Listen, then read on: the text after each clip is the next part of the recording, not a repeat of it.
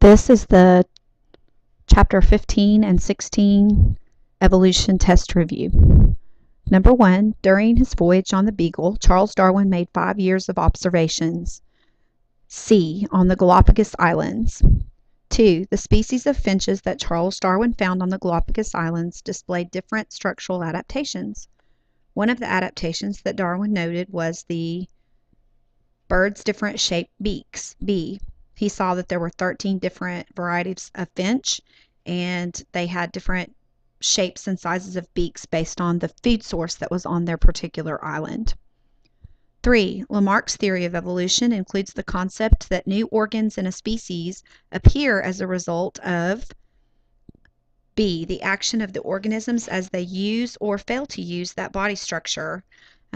He was proven wrong, but he thought that the reason why giraffes' necks were long is because their parents stretched their necks to eat, and so the baby would be born with a longer neck because their parents used that body trait more frequently. And we know that's not the case. It was actually the genes being passed down from parent to offspring over many, many generations. Number 4, in 1859, Charles Darwin published his revolutionary scientific ideas in a work that he titled D. On the Origin of Species.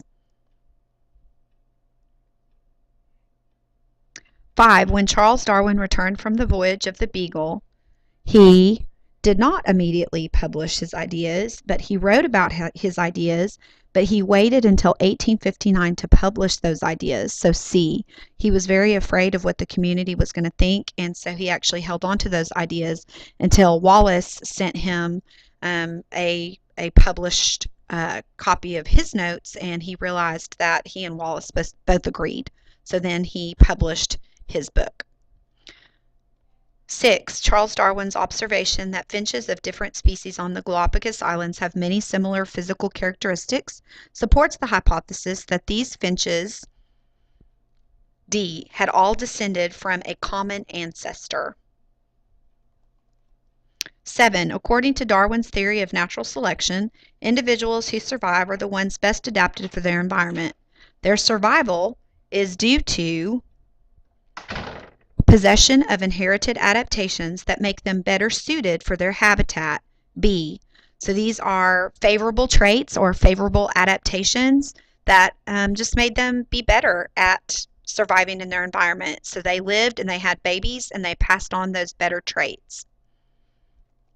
8. When a farmer breeds only his or her best livestock, the process involved is called B, artificial selection. We do this in dogs, we do this in racehorses, we do this with crops, but we pick out the favorable traits and then we breed for those traits. 9. When lions prey on a herd of antelopes, slower antelopes are killed and faster ones escape. Which part of Darwin's concept of natural selection might be used to describe this situation? This would be C, survival of the fittest. The faster ones escape, just like your mouse lab, and the slower ones got killed. 10. According to Darwin's theory of natural selection, the individuals that tend to survive are those that have D, variations that are best suited to their environment. 11. An adaptation is an inherited characteristic. This characteristic can be A physical or a behavioral trait. So any physical adaptation or behavioral adaptation that allows them to run faster or escape predators better or hunt better or hide better, anything like that is going to help them survive. 12. In humans, the pelvis and the femur or thigh bone are involved in walking. In whales, the pelvis and femur shown in figure 15-1 are no longer needed, but they are retained. This is an example of B, a vestigial structure. This would also be in a human, it would be like our coccyx, which is the remnant of the tailbone, or the appendix, which has no known function for us anymore. 13. The same kinds of structures that grow in similar patterns in different but related organisms will produce A, homologous structures. For example, the wing of a bird and the arm of a human have the same types of bones, just modified for their use. So those are called homologous structures. 14. Which of the following statements describe what all members of a population share? And that would be that they are C, all of members of the same species. A population of monkeys, a population of zebra, a population of people in Lorena, Texas. We are all the same species.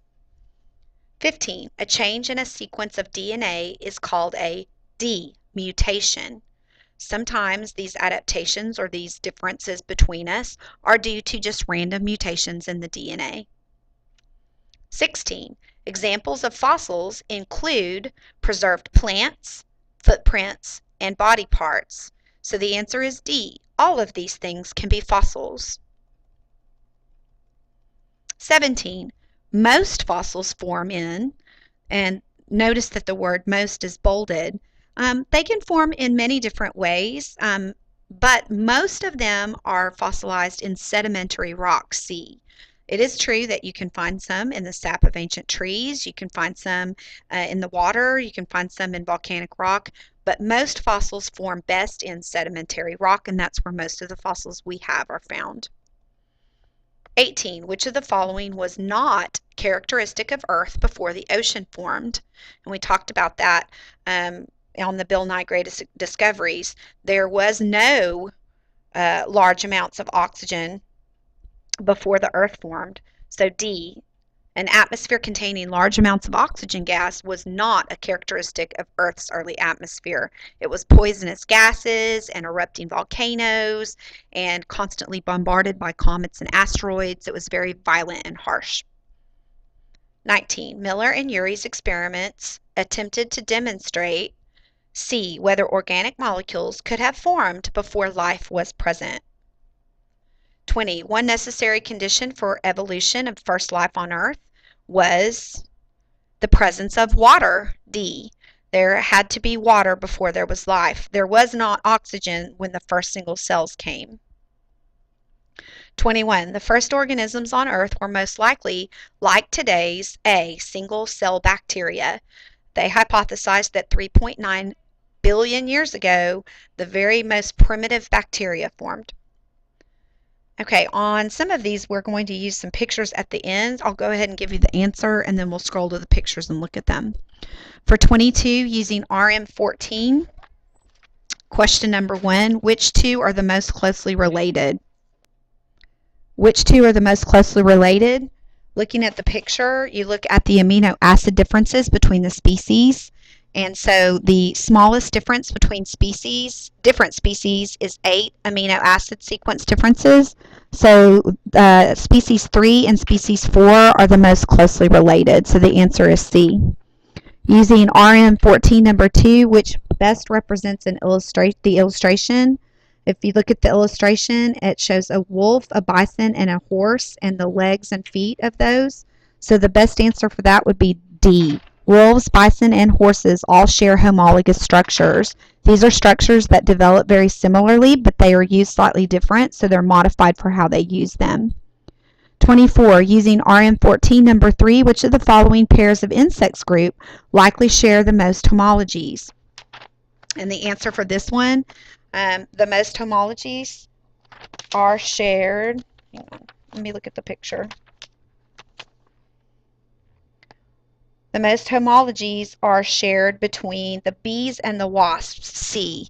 And we'll look at that in a minute. They're closest together on the phylogenetic tree, just like the Darwin's First Tree activity that we did in class. You just look and follow how many branches they are apart, and the closer they are on the tree, the more homologies they have.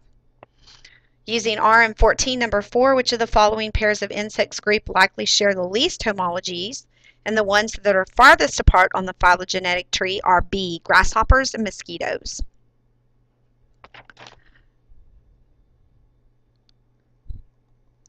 (26) Using figure 17-1. Again, this will be at the end. We'll scroll down in a minute and look at the picture. What period was at the end of the Paleozoic? And at the end of the Paleozoic, you read from the bottom to the top. So present day is at the top. So you start at the bottom and time is going up. So at the end of the Paleozoic,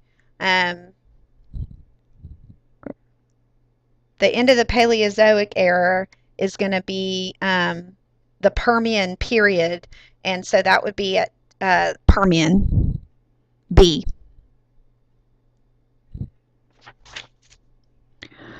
Using figure 17-2, which two species have the most homologies in their DNA sequence? So you just look at the nitrogen bases of DNA and you find out which of the species have the least differences between them. And so that would be species 1 and 3 because they only have two bases different between each other. If you have your book with you, you may want to look in your book to answer number 28 because it's color in your book. It's on 391 in color, but at the end of this review, there's a copy from the book. It's in black and white, but it says the bones that have the same color in the illustration are examples of what? And so it's showing a bird wing, a dolphin, flipper, and a dog's leg. And so the answer would be C, homologous body structures. 29, using 17-4, answer the following question.